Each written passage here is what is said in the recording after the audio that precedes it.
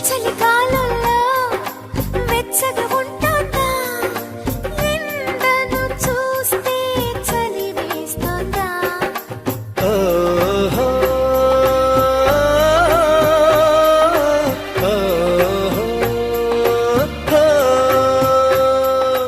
ఎదురుగా నువ్వున్నా